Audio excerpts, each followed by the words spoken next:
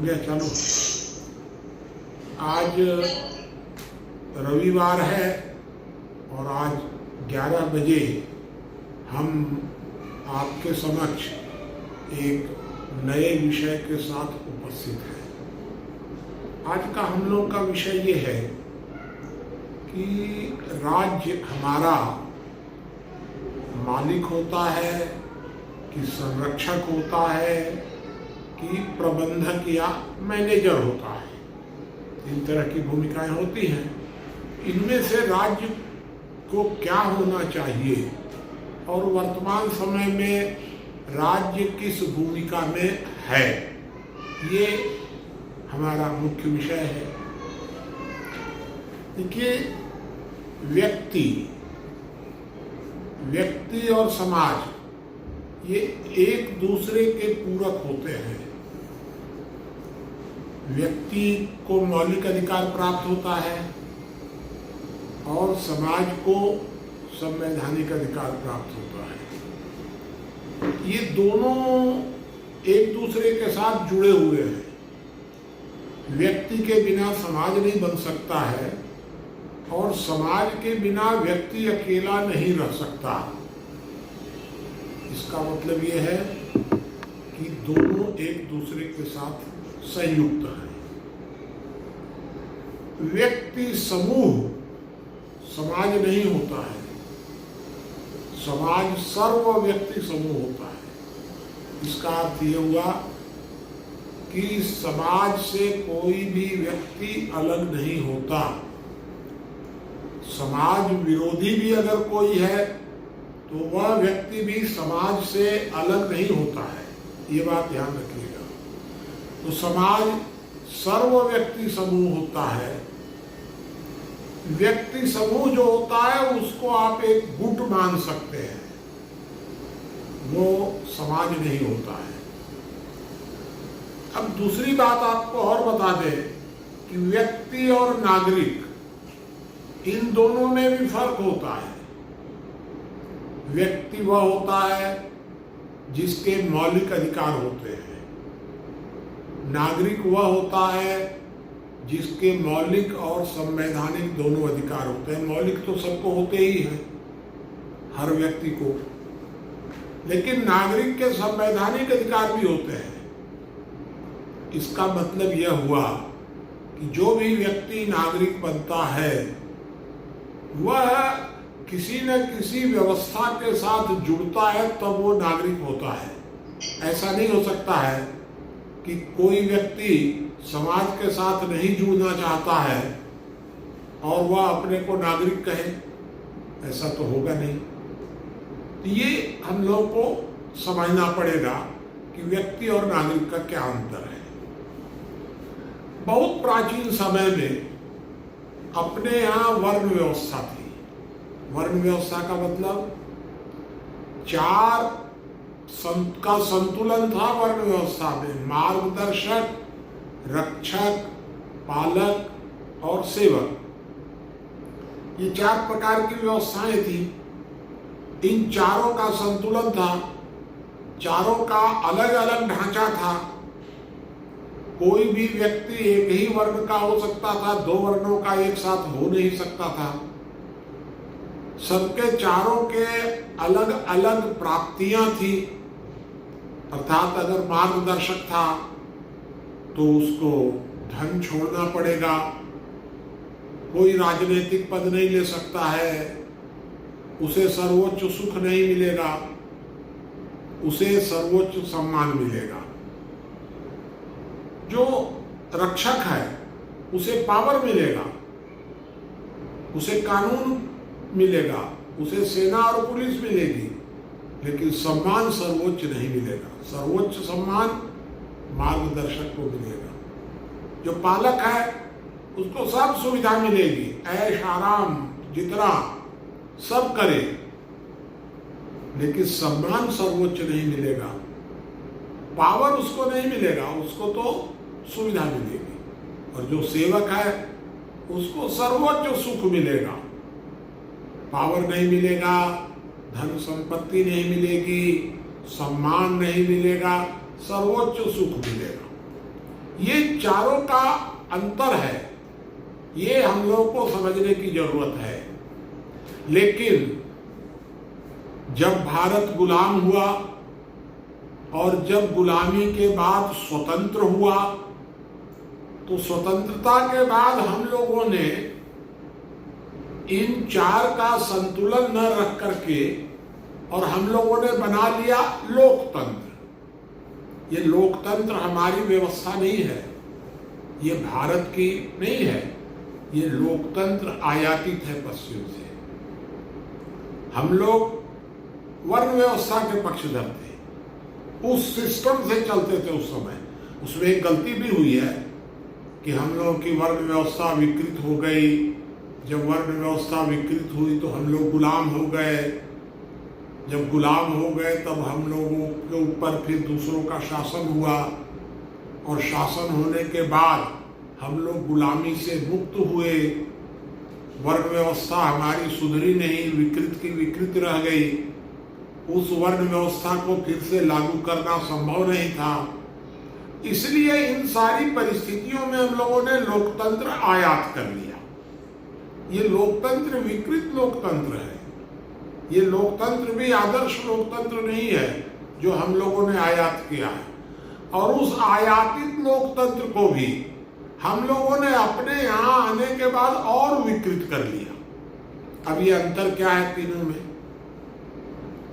लोकतंत्र के तीन तरह का होता है। एक, लोकतंत्र में तंत्र मालिक होता है। दूसरा, तंत्र संरक्षक होता है। संरक्षक का मतलब कस्टोडियन उसको बोलते हैं अंग्रेजी में। और तीसरा होता है तंत्र मैनेजर होता है।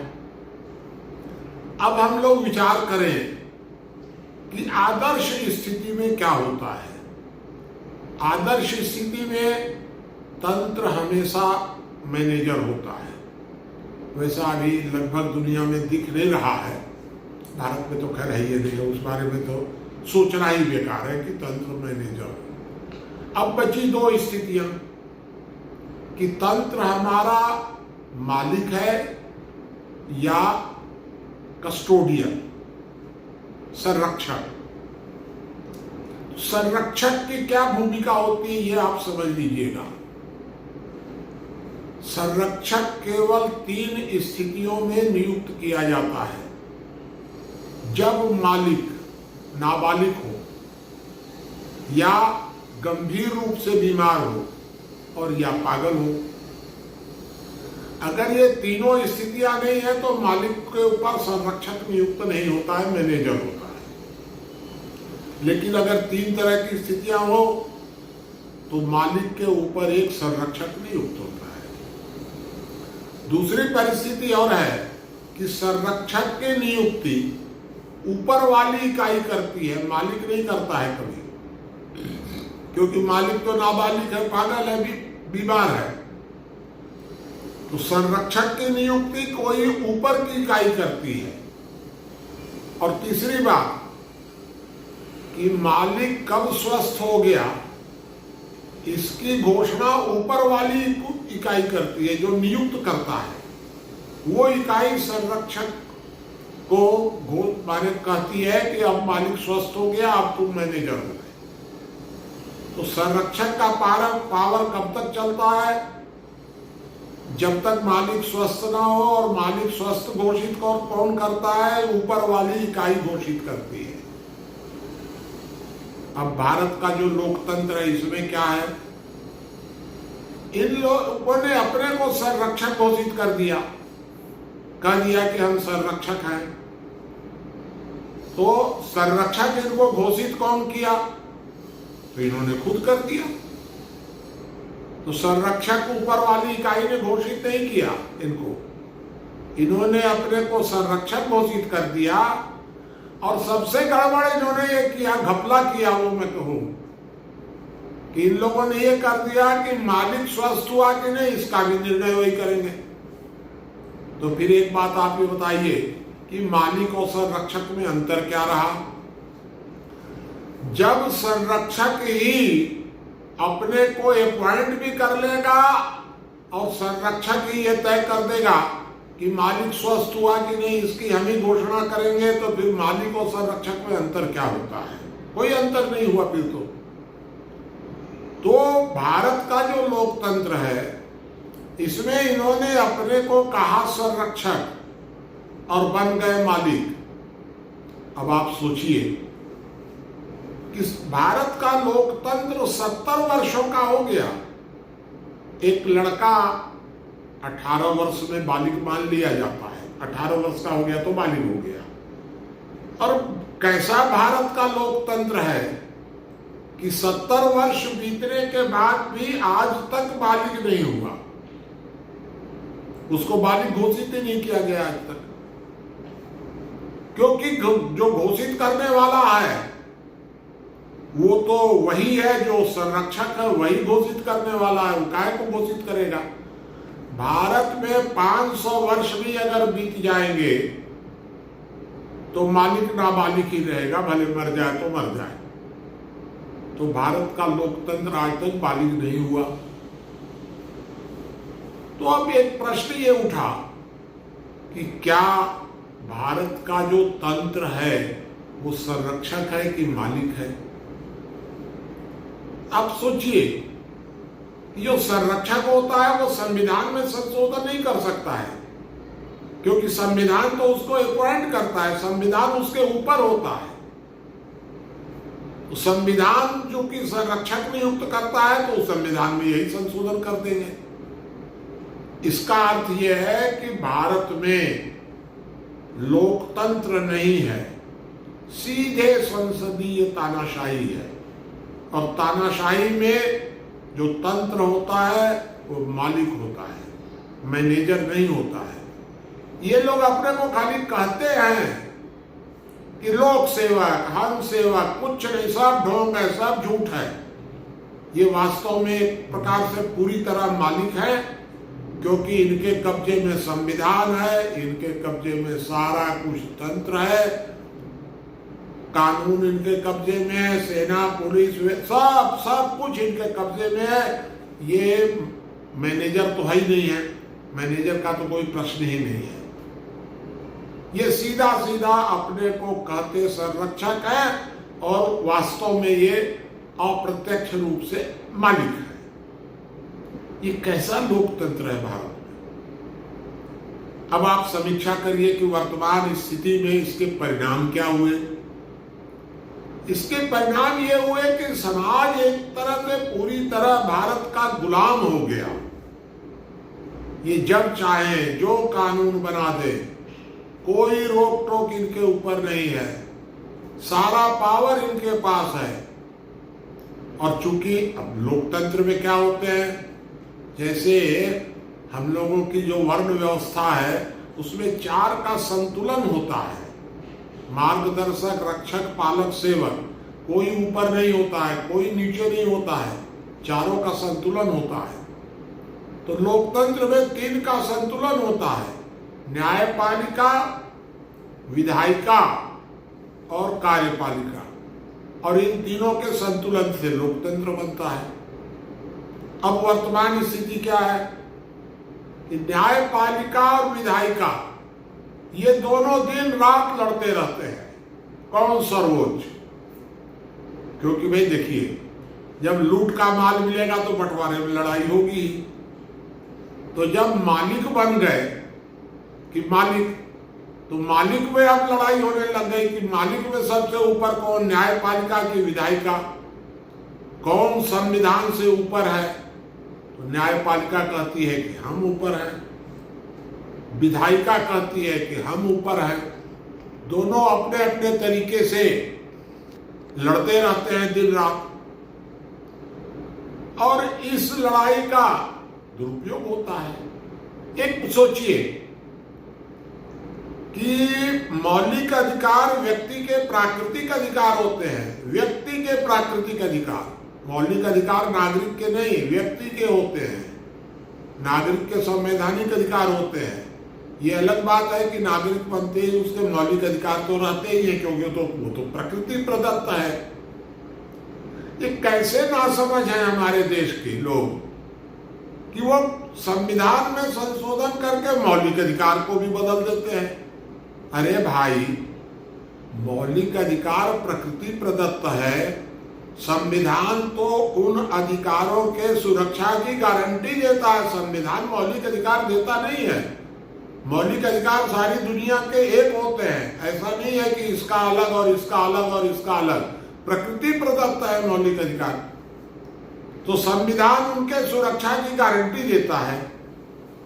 यहाँ क्या हो गया, संविधान मौलिक अधिकार देता है, संविधान को तो हम अधिकार देते हैं, तो वो हमको क्या देगा।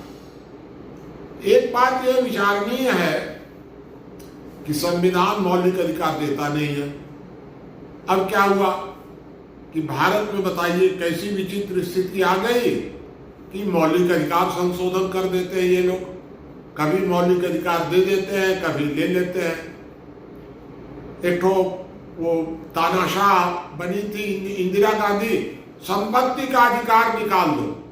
तो संपत्ति का अधिकार मौलिक अधिकार है, तुम निकालने वाले कौन होते हो उसको? तुम कौन होते हो जोड़ने वाले? तो कुछ ना समझ भारत में कहते हैं रोजगार मौलिक अधिकार, शिक्षा मौलिक अधिकार। अरे भैया, ये शिक्षा और रोजगार ये सब मौलिक अधिकार नहीं होते हैं, ये सब तो संवैधानिक अधिकार होते हैं।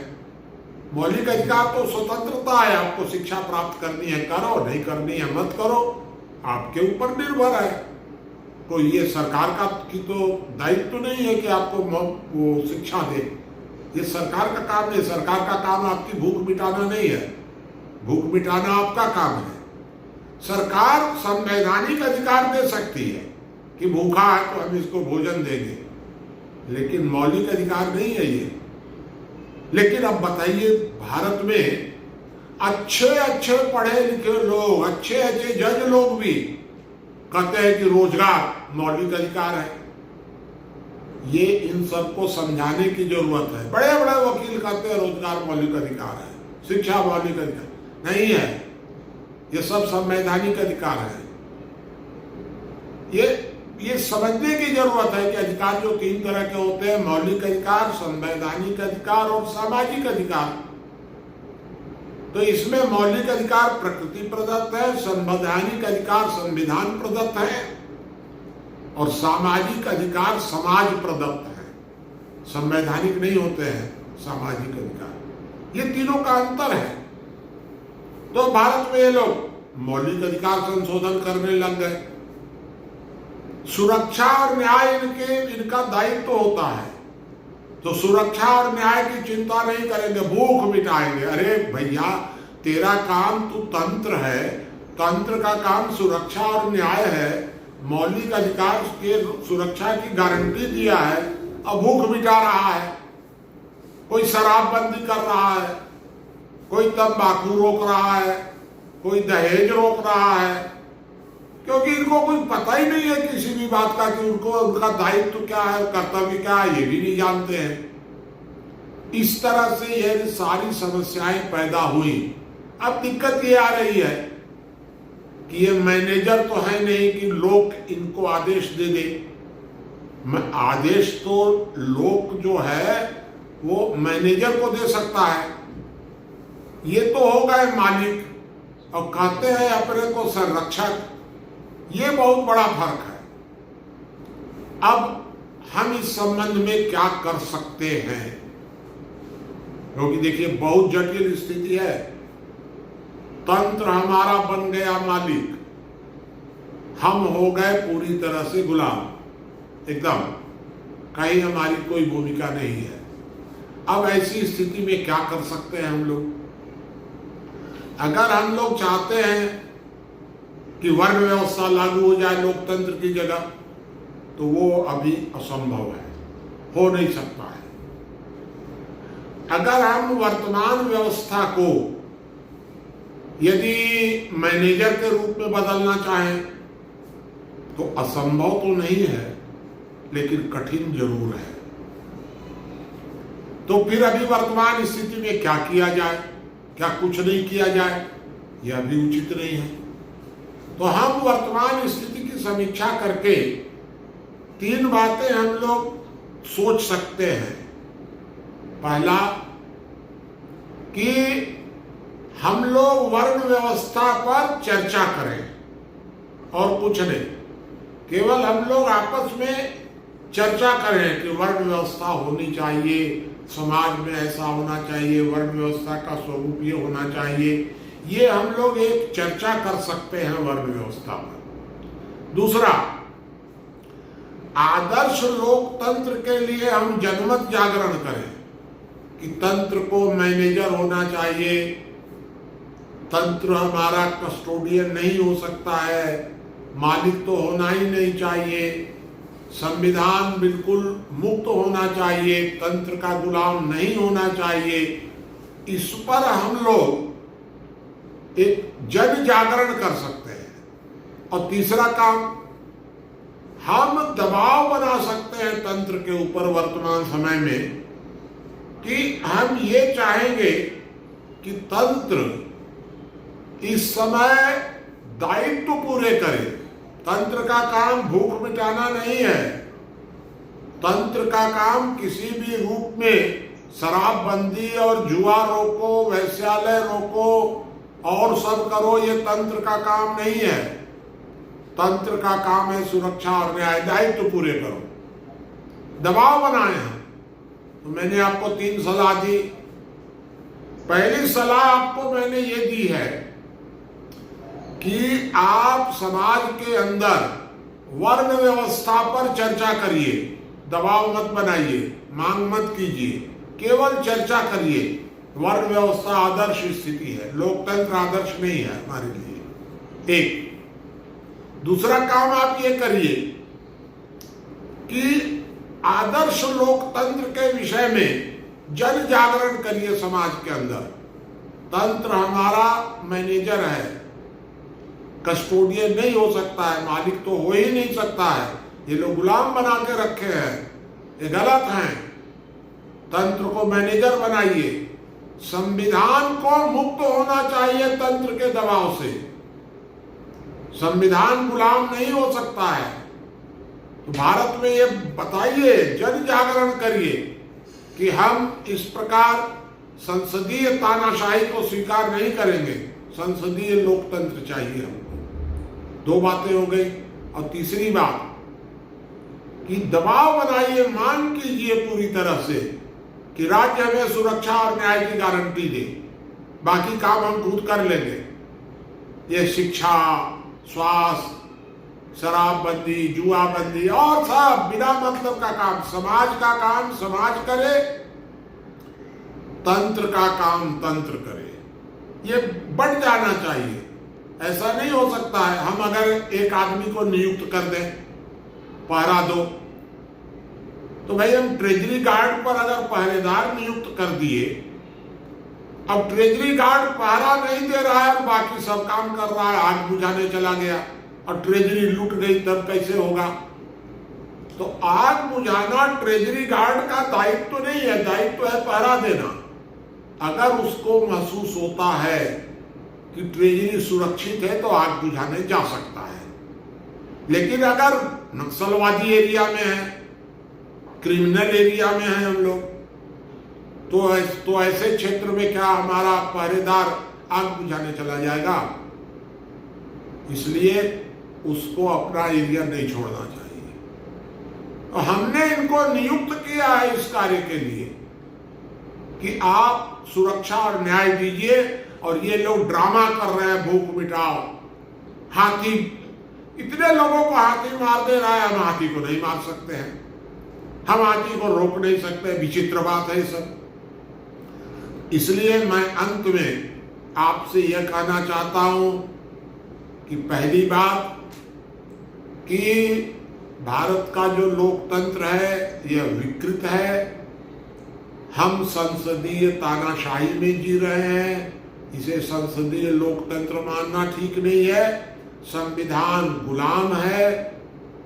भारत का जो लोकतंत्र है इसमें हमारे तंत्र को मैनेजर होना चाहिए, लेकिन ये मालिक हो गया है और अपने को कहता कस्टोडियन है। हम मालिक हैं, हमें किसी कस्टोडियन की जरूरत नहीं है, किसी मालिक की जरूरत नहीं है।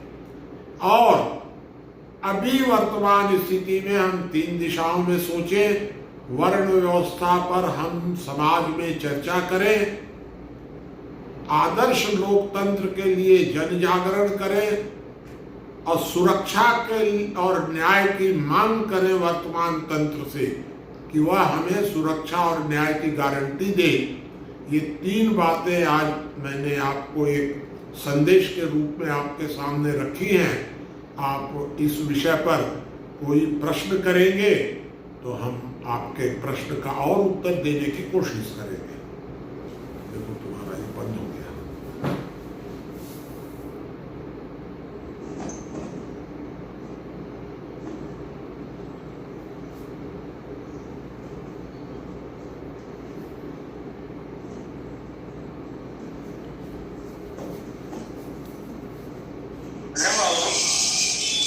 हाँ बताइए। एक बार जैसे हम लोग राजीव गांधी शिक्षा मिशन में ऑफिस में गए, एक बार इसी तरह से। आप कौन बोल रहे हैं? सर्विस पर एक सेमिनार हुआ। आप कौन बोल रहे हैं? मैं राम सेवक बोल रहा हूँ। हाँ बताइए, अब प्रश्न बताइए। राम सेवक बोल रहा हूँ, मैं प्रश्न नहीं बता रहा हूँ, पूछ रहा हूँ।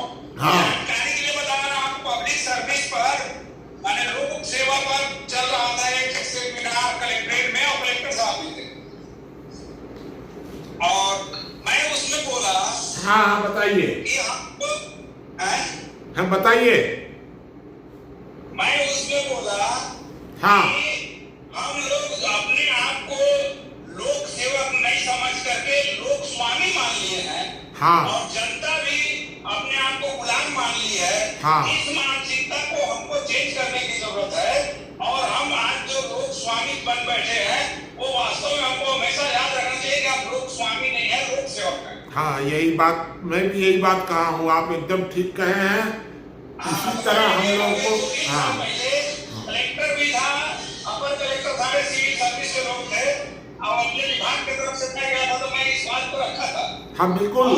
इस बात भी मेरे भाषण को सारे मेरे बात जितना बोले उसको जिक्र कर करके बोले। हम आपसे एकदम सहमत हैं।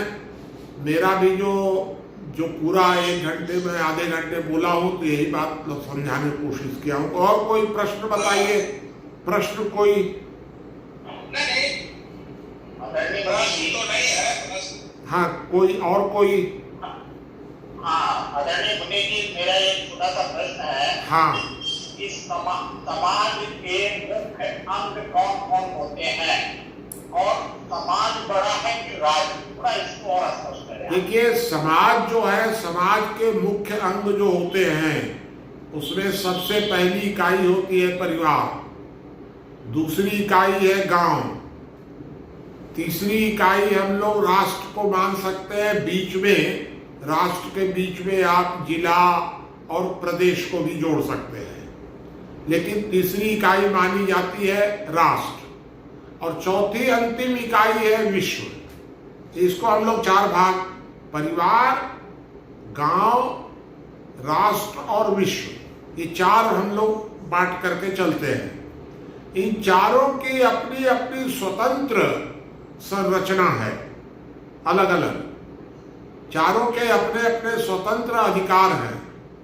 चारों एक दूसरे के साथ पूरक भी हैं, जुड़े हुए भी हैं। ये समाज व्यवस्था है। इन समाज व्यवस्था के साथ एक इकाई होती है राज्य। राज्य का काम है सुरक्षा और न्याय, क्योंकि ये जो चारों इकाइयां हैं, ये चारों इकाइयां सुरक्षा नहीं दे सकती हैं और न्याय नहीं दे सकती हैं।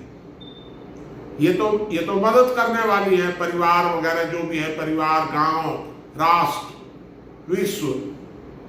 तो सुरक्षा और न्याय के लिए हम लोग एक अलग इकाई बनाते हैं, उसको बोलते हैं तंत्र। और तंत्र माने हुआ राज्य।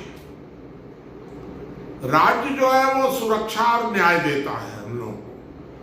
तो राज्य हमारा मैनेजर होता है सुरक्षा और न्याय के लिए। जैसे वर्ण व्यवस्था में 4 है ना, मार्गदर्शक, रक्षक, पालक, सेवक।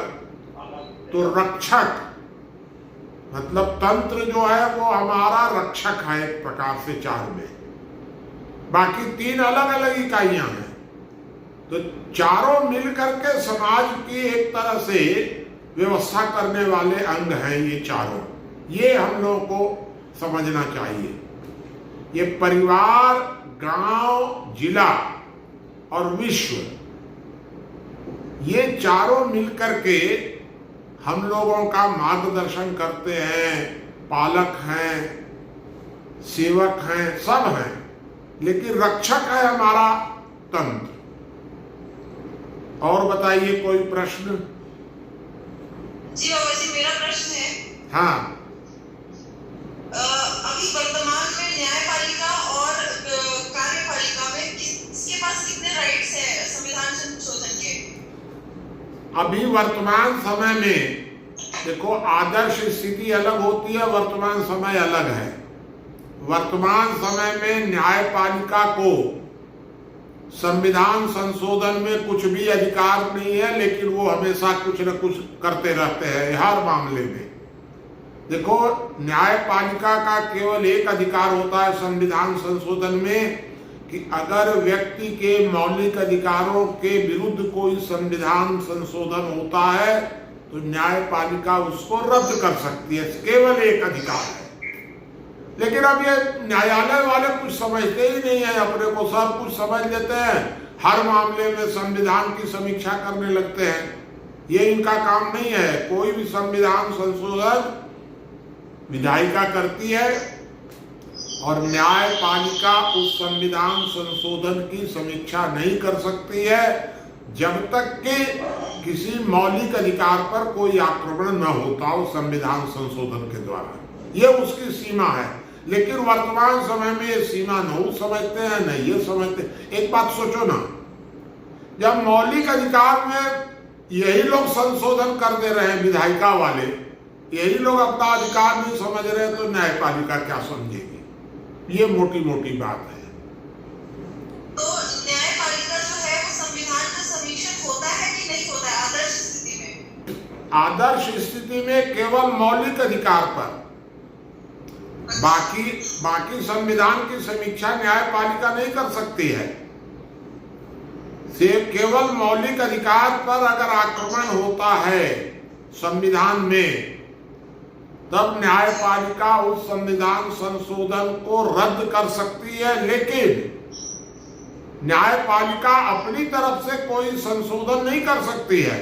आजकल तो ये जो जज लोग हैं ना, कोई भी कार्यपालिक आदेश दे देते हैं, कोई भी ये लोग कोई भी विधायी आदेश दे देते हैं, इस कानून ये ऐसे नहीं है, इसको ऐसे करो, इसको ऐसे करो, इसको ऐसे दो, इसको ये सब इनका कोई अधिकार नहीं है। इनका केवल एक अधिकार है कि मौलिक अधिकारों की समीक्षा। ये न्यायपालिका को सर्वोच्चता प्राप्त है। ये मैं तुमको बता दिया। और किसी का कोई प्रश्न हो तो बताइए। ट्रेजरी सुरक्षित है कि नहीं, ये कौन डिसाइड करेगा? कौन? ट्रेजरी वाला जो बताए, हाँ, वो सुरक्षित है कि नहीं, ये डिसाइड कौन करेगा? वो तो वही करेगा। जो ट्रेजरी गार्ड है वो परिस्थिति अनुसार निर्णय करेगा। जैसे एक बात समझ लो कि दायित्व और कर्तव्य अलग अलग होते हैं। ट्रेजरी की सुरक्षा करना उसका दायित्व है और आग बुझाना उसका स्वैच्छिक कर्तव्य है, दायित्व नहीं है। ये सुरक्षा जो है, सुरक्षा और न्याय राज्य का दायित्व है। तो सुरक्षा और न्याय तो राज्य का दायित्व है। और ये जो भूख मिटाना है, ये राज्य का स्वैच्छिक कर्तव्य है। तो आग बुझाना है कि नहीं बुझाना है वो अपना तय करे अपने हिसाब से। लेकिन आग बुझाने चला गया और ट्रेजरी लूट गया तो ये माना जाएगा कि उसने गलत किया है। ये है मोटी बात। लेकिन अगर वो वहां आग बुझाने नहीं गया तो गलत नहीं माना जाएगा उसको। कहा जाएगा जरूर कि देखो, जब ट्रेजरी सुरक्षित था तो तुमको जाने में क्या दिक्कत थी, जा सकते थे, जाना चाहिए था। लेकिन नौकरी से नहीं निकाला जाएगा कि तुम आग क्यों नहीं बुझाने गए। लेकिन अगर ट्रेजरी लूट गई तब तो ये कहा जाएगा कि तुमने गलत निर्णय किया है ऐसे समय में। ये है मोटा चलिए, और कोई प्रश्न नहीं है, हम लोग अब अपनी बात को आज समाप्त करेंगे। अगले सप्ताह हम लोग फिर आपके बीच में आएंगे और एक नया विषय लेकर के आएंगे। उसमें पूरी समीक्षा होगी हम लोगों की वर्तमान स्थिति की, कि वर्तमान स्थिति क्या है और इस स्थिति में हम लोग किस प्रकार से क्या कर सकते हैं। इन सब नई स्थितियों पर किसी नए विषय के साथ हम आपके सामने अगले सप्ताह रविवार को हम आपसे चाहेंगे कि आप रविवार को 11 बजे हमारे लाइव में फिर से उपस्थित हों और उस विषय पर, नए विषय पर आप सुनने का कष्ट करिएगा। तो अब मैं आपसे विदा लेता हूँ। नमस्कार।